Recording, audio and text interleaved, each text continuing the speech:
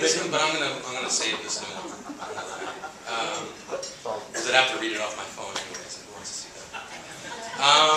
I want to do a piece about my mom, and this is kind of an amalgamation of one of my own pieces and another poet. I think as a poet, because it's so hard. Like not a lot of people read poetry, so you really have to spread other people's work as well that you enjoy. And Billy Collins is one of my favorite poets, so this is a cross between me and him. So yeah, it's like Jell-O and marshmallow stuff. All right. I don't know, it's just good. Does everybody here know what a lanyard is? Yeah. Great. For those of you who don't know, it's basically just a glorified keychain. Yeah. So here we go. Good one. In times of unimaginable grief, people will offer you their sympathies. And I appreciate the outstretched arm, but I've been in a breaking things kind of mood. I've been scarfing down enough food for thought that I've got bowels so backed up with brilliant ideas that eventually, yeah, I'm going to shit books. Books so badass they'll be banned for trying to find bravery as walking into a biker bar wearing a pink sweatshirt with a picture of a unicorn being tamed by a gnome.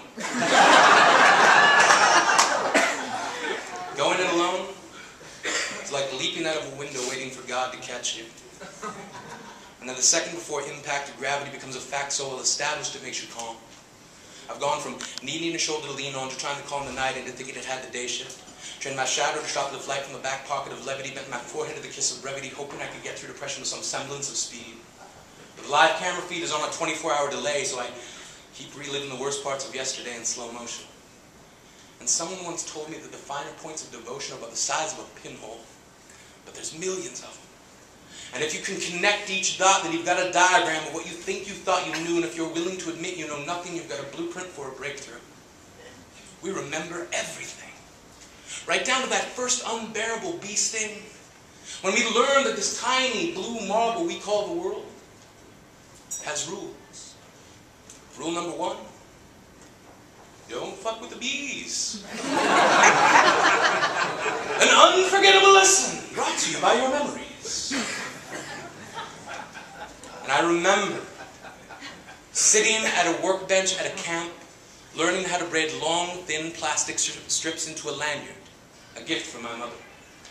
I had never seen anyone use a lanyard, or wear one, if that's what you did with them. But they did not keep it from folding strand over strand, again and again, until I made a boxy red and white lanyard for my mother. She gave me life, and milk from her breast, and I gave her a lanyard. She nursed me in many a sick room, lifted spoons of medicine to my lips and led me out into the airy lights, taught me to walk and swim, and I, in turn, presented her with a lanyard. Here are thousands of meals, she said. Here is clothing and a good education. And here is your lanyard, I replied. Which I made with a little help from a counselor. Here are strong legs, bones, and teeth, she whispered. And here are 2 clear eyes with which to read the world. And here is the lanyard that I made at camp. And here I wish to say to her now is a smaller gift. Not the worn truth that you can never repay your mother, but the rueful admission that when she took the 2-tone lanyard from my hand, I was as sure as a boy could be that this useless, worthless thing that I'd woven out of boredom